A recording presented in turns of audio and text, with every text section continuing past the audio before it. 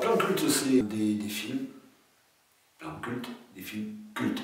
De septembre à juin, premier mardi, troisième mardi de chaque mois à 20 h cette année. C'est une ouverture vers le 7e art.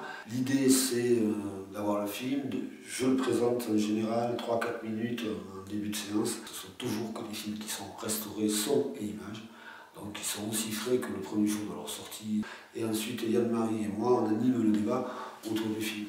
C'est tout à fait à votre choix de quitter après le film ou justement de rester avec nous pour parler du film qui a été montré ce jour-là.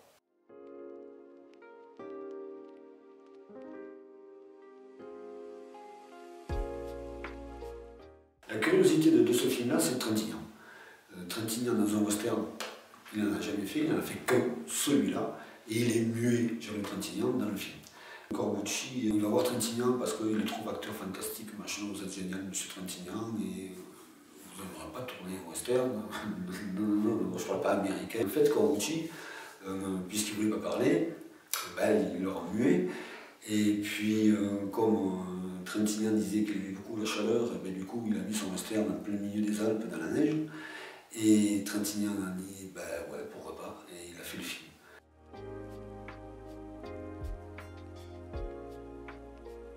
Tim Burton, à ce moment-là, il vient de faire Beetlejuice, qui était son deuxième film. Il vient de faire aussi le Batman, le premier avec Michael Keaton, qui cartonne. On lui donne donc beaucoup d'argent pour faire Batman 2, le défi. Et que, au départ, tous les acteurs n'étaient pas en place. Mais sur le coup, on s'entoure de Danny DeVito, qui fait le pingouin extraordinaire, Chris Walken qui fait un méchant comme il sait le faire, et puis la trouvaille, c'est d'avoir embauché Michelle Pfeiffer pour faire Catwoman, parce qu'elle est une formidable Catwoman.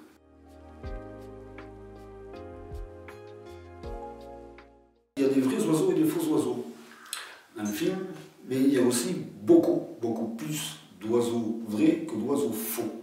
Tant et si bien qu'il y a une scène où Tippi Hedren, l'actrice principale du film, se retrouve dans une pièce où il y a des oiseaux partout. Et bien en fait, il n'a pas trop prévenu Hitchcock, et puis il l'a mise dans la salle, ils ont libéré les oiseaux. Elle s'est faite griffer et piquer à pas mal d'endroits, ce qui a valu à Hitchcock de prendre une gifle monumentale, de se faire gentiment gronder par son acteur principal, Rod Taylor, parce qu'il y a vraiment un risque potentiel.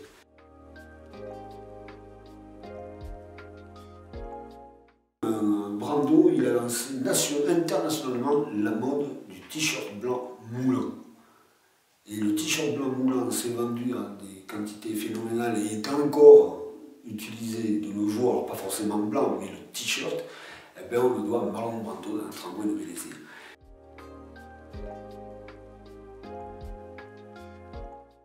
C'est chaud. C'est vraiment un film chaud. Ça mélange pas mal de genres. Le film noir, oui. C'est terriblement sexy. Et Sharon Stone, en blonde, platine, femme fatale, très déterminée, est absolument extraordinaire. Et je ne vous dis pas pourquoi, mais vous verrez le film et vous le saurez. Elle donnera à un moment ou un autre une claque magistrale à son metteur en scène.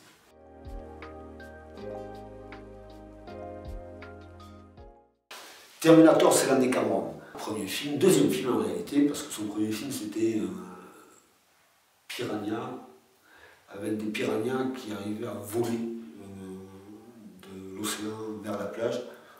Un film qu'il avait tourné pour Roger Corman. Ça a plu à un autre producteur qui s'est dit, ben voilà, moi j'ai pas beaucoup d'argent, mais j'ai peut-être un scénario intéressant, c'est Terminator. Ça vous plairait, monsieur Cameron? Ah oui, parce qu'il voulait se faire connaître aussi. Et effectivement, il fait un premier film qui n'est pas exempt de maladresse, mais dont certaines scènes et certaines phrases, I'll be back, sont restées célébrissimes.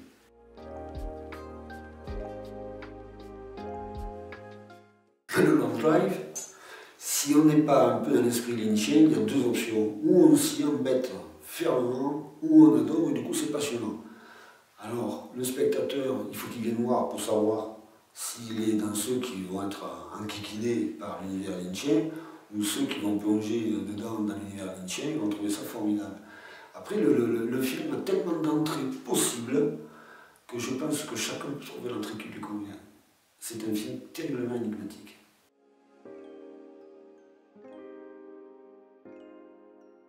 Impitoyable parce qu'on s'est dit que Clint Eastwood a 90 ans, il a des projets encore, 400 films en projet, 90 ans.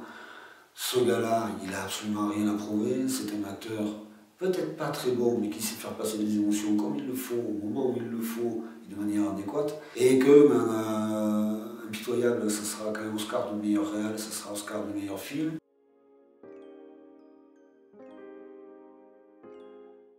Pour certaines choses, il y a une scène où Tony Curtis et Marilyn Monroe sont tendrement enlacés et les lunettes de Tony Curtis deviennent opaques par la buée.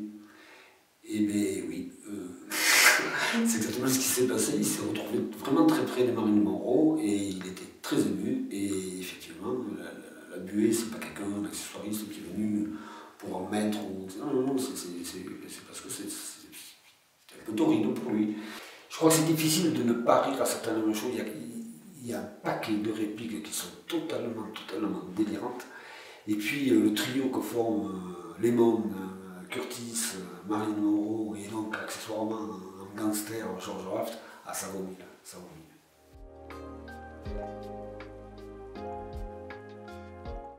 Dans Le Pont Verquois, finalement, Lynn, il reprend tous les potes qui le suivent depuis des années, il tourne et puis il fait un film. Alors, pareil, il y a une énigme dans ce film-là. Il semblerait que les critiques ne savent pas vraiment comment analyser la fin du film. Donc je ne vous parlerai pas de la fin du film, mais je vous mets au défi parce que même moi qui l'ai peut-être vu une quinzaine de fois quand même, donc vraiment je le connais vraiment très bien. Et bien, il y a toujours des doutes qui m'assaillent parce qu'il y a plusieurs, à mon avis, façons de le découvrir. Moi, je serais ravi quand on sera au débat de voir quelle perception ont eu les spectateurs.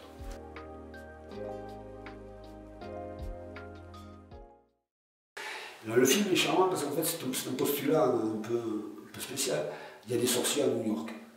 Et James Stewart, c'est un excellent acteur de comédie et il y a aussi un acteur qu'il ne faut pas négliger, c'est le chat, qui lui joue son rôle à la perfection. Il a le même regard que Kim Novak, ça laisse un plan d'anthologie à un endroit dans le film où les regards entre la maîtresse et son chat se croisent.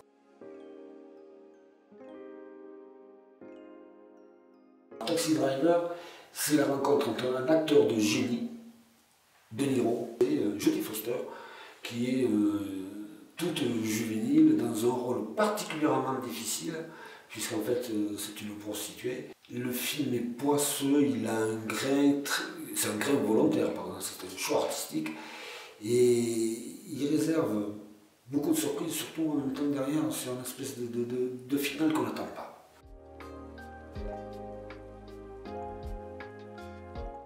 Kubrick est un photographe.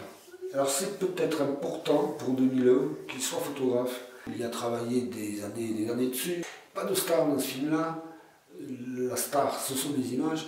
Et puis c'est la fulgurance de certaines scènes.